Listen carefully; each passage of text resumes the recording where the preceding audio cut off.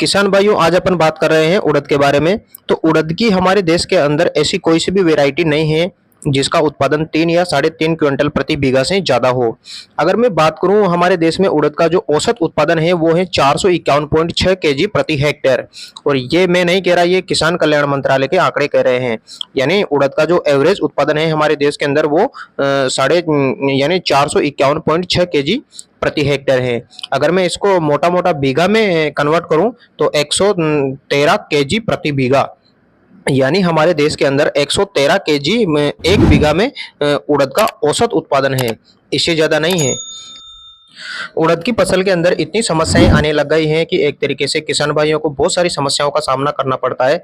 इसमें से 3 मुख्य समस्याएं हैं। पहला है इसका पीला मोजेक वायरस रोग, यानी उड़द की फसल के अंदर शुरू में 1-2 पेड़ या कुछ ही पेड़ में पीलापन आता है। उसके बाद में ये धीरे धीरे पूरी फसल को यानी कवर कर लेता है और संपूर्ण फसल आपकी पीली हो जाती है, यानी उसमें पीलापन आ जाता है। इससे उड़द का जो प्रोडक्शन है वो काफी घट जाता है।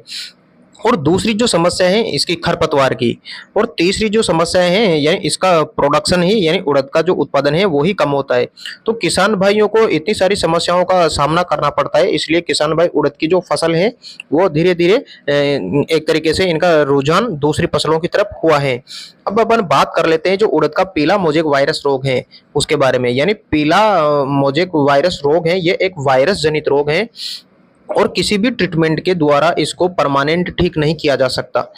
यानी आप इसका एडवांस ही बचाव करोगे, यानी इसका एडवांस आपको उपचार करना पड़ेगा।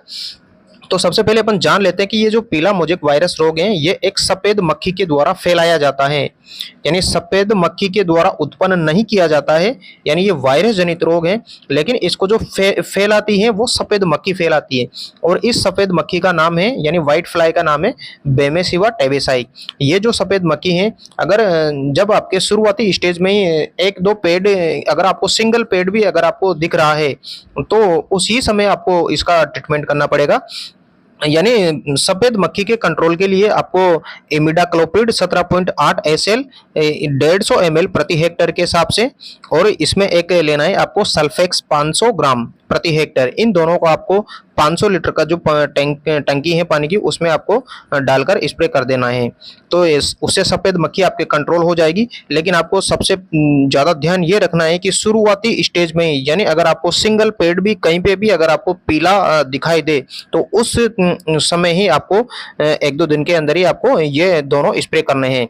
तब जाके आपके ये जो रोग है वो फैलेगा नहीं, और जिसमें ये पेड़ में ये लगा हुआ है उसको आपको उखाड़ कर अन्य स्थान पर डाल देना है। दूसरी समस्या है इसमें खरपतवार की। खरपतवार की यानी अलग अलग जमीन में अलग अलग तरीके के खरपतवार होते हैं। कुछ जमीन ऐसी होती है जिसमें कम खरपतवार होते हैं, जैसे मैं बात करूं पथरीली जमीन की, और जो अन्य जो जमीनें होती है उनमें खरपतवार की समस्या ज्यादा होती है। अब लेकिन अगर आपको खरपतवार कंट्रोल करने के लिए जो दवाइयां आ रही हैं मार्केट में वो इतनी महंगी है कि किसान उनको अफोर्ड ही नहीं कर पा रहा।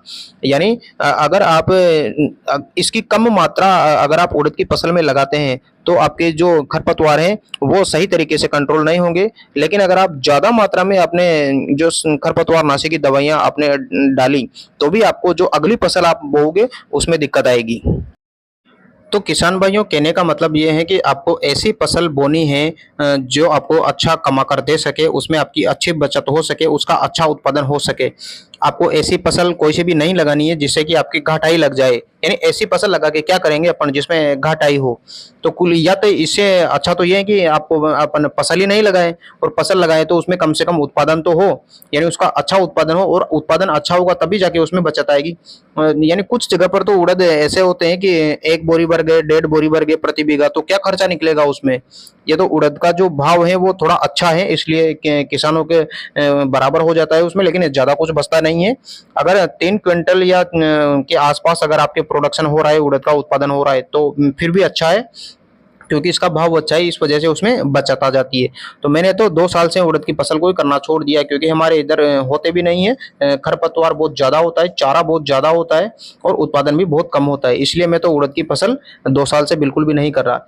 और अगर आपकी जमीन अच्छी है, उसमें जो चारा है खरपतवार नहीं होता है, उत्पादन अच्छा हो रहा है 3 क्विंटल के आसपास, तो आप कर सकते हैं, बचत भी उसमें अच्छी आ जाएगी क्योंकि इसका भाव अच्छा रहता है। तो किसान भाइयों, यदि आपने हमारे चैनल को सब्सक्राइब नहीं किया है तो सब्सक्राइब कीजिए। इसको लाइक कीजिए, शेयर कीजिए और बेल आइकन पे प्रेस करके नोटिफिकेशन ऑल पर क्लिक कीजिए, जिससे कि आपको समय समय पर हमारे वीडियो मिलते रहे। मैं भी आप ही की तरह एक किसान हूँ। इस किसान के चैनल को आगे बढ़ाइए। धन्यवाद।